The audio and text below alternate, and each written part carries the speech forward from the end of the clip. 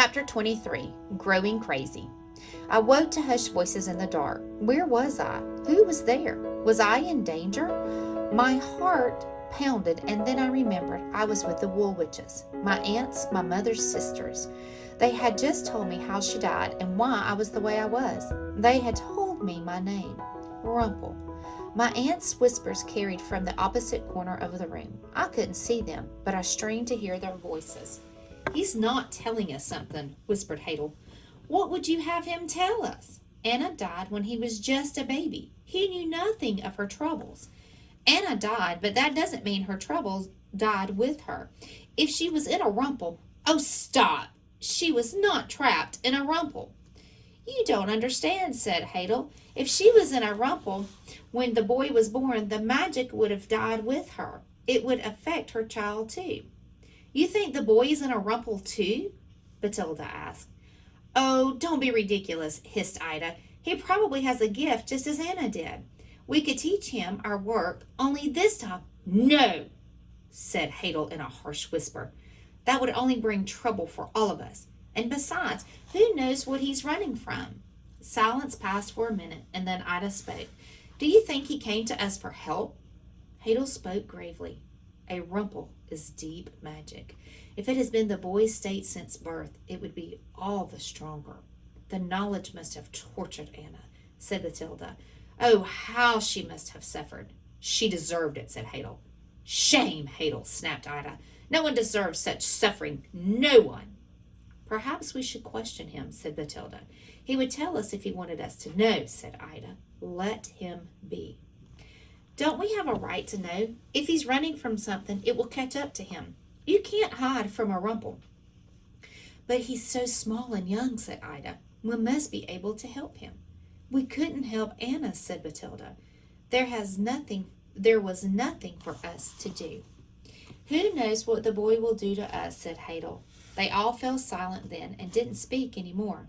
Soon I heard the rhythm of their snores, but I stayed awake for a long time, thinking over their words, thinking on one word, a name, Rumple. I was certain now Rumple was my name, because that's what I was. This was why I could spin the gold. This was why the trolls could smell so much magic on me. I was born in the magic, trapped inside of it. What had been my mother's purpose in giving me such a name? Was it a warning, a cry of despair, or maybe just the cold, hard truth? Bathilda said there was no help for a rumple. Had the witch of the woods known about rumples? Did my aunts know about stiltskins? If I found one, could it still set me free? And would my aunts even allow me to stay? I might bring danger to them, as they said, but I had nowhere to go. These were my mother's sisters. They were the only family I had in the world. I wrapped the blankets tighter around me, trying to feel warm and safe, but I only felt alone, shivering with fear. I wished more than anything that I were back on the mountain with Gran, sitting by the fireplace, telling me stories about other people's magic troubles. My aunts were talking again when I woke the next morning. They sat around the table in their chairs, Hadel in the blue, Bathilda in the violet, and Ida in the yellow. They must mean the green chair had been my mother's. When my aunts saw me, they grew quiet. Hadel very deliberately inspected my pile of hay, as if I might have turned it to gold just by sleeping in it. Ida handed me 2 slices of bread for breakfast. "Did you sleep well?" she asked with a searching look, as if she was trying to see the rumple that bound me. "Yes, thank you," I said, taking the bread and sitting down in the green chair. No one spoke another word for the rest of the breakfast.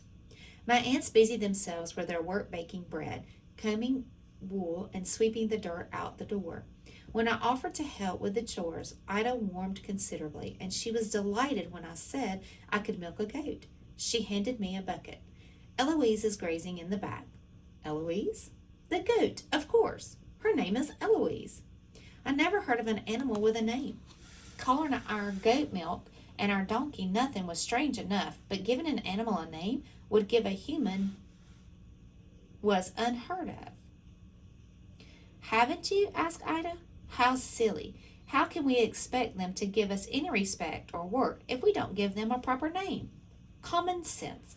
I thought she was crazy until I milked Eloise. She filled the bucket to the brim. Milk couldn't have filled an inch. Maybe nothing would have been a little less ornery if I'd given him a proper name. He probably didn't like being called nothing any more than I liked being called Rump. That night I sat with my aunts again as they worked. Ida was weaving the same tapestry from the night before, and she formed pixies with her threads. I could almost hear their squeals and giggles. Matilda was knitting something different tonight, something with green fabric, though I couldn't tell what it was. Hadel sat in a dim corner spinning, but her wool glowed as it wrapped on the bobbin, so it shone through the darkness. My fingertips tingled as I watched, like they itched to spin. I curled my fingers into tight fists, trying to crush that feeling out of me. Hadel looked up, her big eye boring into me. I turned back to Ida.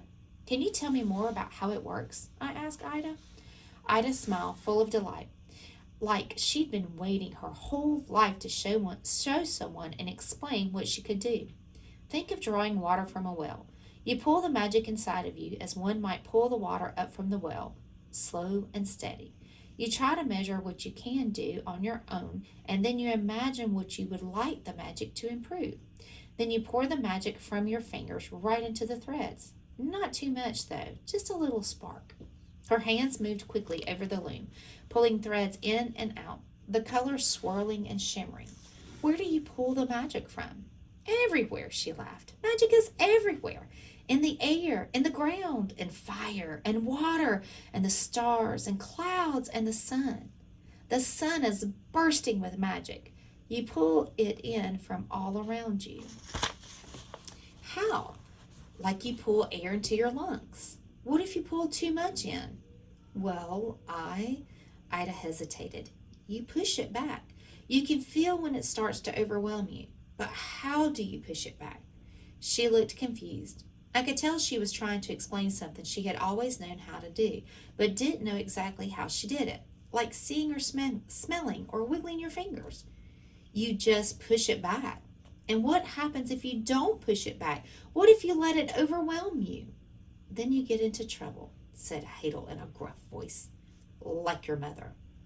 I didn't answer any more questions. I studied my aunt's work intently for the next few nights. Mostly, I wanted to watch Hadel to see her pull the magic in and push it back as she spun. But she was difficult to watch because that big eye of hers always caught me with a cold stare, and that made me shiver. So I watched Ida and Matilda work instead. I focused on their fingers, trying to see how the magic came in, but I saw nothing. Although there were no sparks or flames, it all looked like magic to me. I tried to forget about spinning gold, and the next week Ida and Matilda helped take my mind off things by surprising me with new clothes. 2 sets of them. Who besides nobles and kings and princesses owned 2 sets of clothes? Ida wove the fabric on her loom and then cut and sewed it. Brown and blue woolen pants and 2 shirts. Matilda presented me with 2 knitted sweaters, one with many colors interwoven and one green, bright but somehow calm, like spring on the mountain. The green was my favorite. Hadel spun that green just for you, said Ida. Thank you, I said. Hadel grunted. It's the color of your eyes. You have your mother's eyes, said Matilda. So we hope it's a good surprise, said Ida, emphasizing the rhyme, which made me smile. I guess rhymes must run in the family. As I folded up the sweater, I wondered what my mother had been like, how she smiled and laughed. Did she make up rhymes too? My aunts rarely mentioned her, and when they did, it was always with sadness, or in Hadel's case, anger. I imagined that my mother had looked a lot like Ida, with her black hair and merry smile. Do I look anything like my mother? I asked her. Besides my eyes, that is. Ida shook her head. The rest of you must look like your father. I'll wager he was handsome. I never knew him either. He died before I was born in the mines. Then who has been caring for you all these years? My gran, but she's gone now too. Ida's eyes swam with tears. Oh, you poor thing! Nothing sad should ever happen to you again. And she squeezed me so tight I started seeing sparks. I liked Ida, but I wasn't sure I liked all the crying and squeezing girls seemed so fond of. I misread. After a few weeks, my aunts became less weary of me, and we settled into a routine. Ida was the sweetest toward me, and she made sure to put huge amounts of food in front of me, which I ate and ate. Batilda was kind but quiet, and Hadel stayed as far away from me as possible. If I ever came near her big eye or got bigger and her squinty eye crinkled up like a knot on a tree, she seemed to think I was contagious, and I never forgot her words, "You can't hide from a rumple." The spring turned to summer, and instead of spinning and weaving and knitting by fires, my aunts did their work by open windows, waiting for a breeze to come in. The problem with open windows was the pixies. "Oh, these pixies," said Ida, brushing a green-haired, fuzzy-winged pixie off her loom. "I do think they are worse this year." "Yes," said Hadel, and she eyed me as several pixies rested on my shirt. "Why do pixies like it so much here?" I asked innocently. "They like the bright colors," said Batilda. "Color and shine are the next best things to gold for a pixie. So you usually have more than our fair share." She swatted one away. "But they've never been quite this bad." I now had 3 pixies fluttering around my head. Ever so faintly, I heard one of them chanting for gold in the tiny voice. I hope my aunts didn't notice. It became my job to shoo the pixies outside. I waited by the window with a rag, flicking it at them every time they came near. They usually laughed, and it became a game. But sometimes I'd give a pixie a good whack, and it would flip through the air and fly away topsy-turvy. I kind of enjoyed it. On cool days when the windows were shut, I would help my aunts with their work. Batilda had me hold her yarns so they wouldn't tangle as she knit, and sometimes I would rearrange Hadel's yarns according to their shades. Helping Ida was my favorite. She'd let me pick colors for her loom or suggest a picture she could put into a tapestry. I suggested trolls once, but she didn't like that idea, so I asked her to make an apple tree. When she finished, it looked so real, I almost thought I could reach into the tapestry, pluck an apple, and take a bite. It looked just like the magical apple tree in the troll's forest. Ida and I made rhymes as we worked. She was clever with her words, and we tossed the rhymes back and forth. This one was my favorite. "And yonder there lived 3 lovely witches, who spun and wove and sewed little stitches. Together they made me a new pair of breeches, just the right size with no snags to cause itches. But don't let the witches make straw into riches, because witches' riches cause glitches." Ida and I got so used to speaking in rhymes sometimes we didn't even realize we were doing it. "There's a pixie on your head. He must see a thread. I'll swat him away. Please don't delay." One morning when I tried to pull my pants up, they rose above my ankles. "My pants have shrunk," I cried to my aunts. I danced around in them. They were tight and uncomfortable. Aunt Ida laughed and then cupped her hands over her mouth. "Nothing happened to your pants," said Hadel. "You did that yourself." "I didn't shrink my pants." Ida shook her head and laughed. "Robert, look at yourself. You grew." I stopped hopping and almost fell over. "I what?" "For all you eat, how can you be surprised?" said Hadel. "A cow can't eat as much as you." I stared down at my feet with the pants hanging a few inches above my ankles, then glanced over at Ida. When I had first come, I barely reached her chest. Now my nose was level with her shoulder.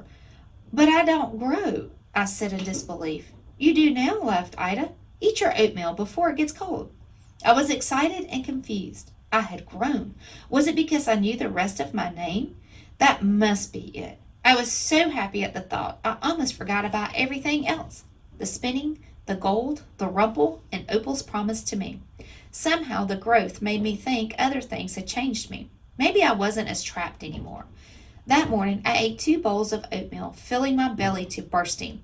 I could almost feel myself growing. I was halfway through a 3rd bowl when Ida spilled her gossip from the markets. "The new queen is with child," she said excitedly.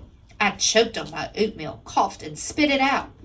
"Hope he's not as big as an oaf as his father," grumbled Hadel. "Who says it will be a boy?" asked Ida. "Perhaps we shall have a little princess." My stomach clenched, and I pushed away my oatmeal. My aunt's conversation faded from my ears as a strange feeling came over me. Inside me, I felt little threads growing and spreading, knotting together, tangling me up and binding me tight. It was the rumple, my curse. The thread stayed tangled tight inside me all day. My only hope was to keep myself hidden so I wouldn't find out when the baby was born. If I never heard of the baby being born, I might not need to take it. My aunts were far from the kingdom. They didn't get little news, but they got big news, and a royal baby was big news. There was no way that I could avoid hearing of the baby's birth while in the company of other people. I would have to leave and go far away. I would have to live alone. It should have been a happy day. I had grown, but all I could think was, I am growing. I am growing crazy.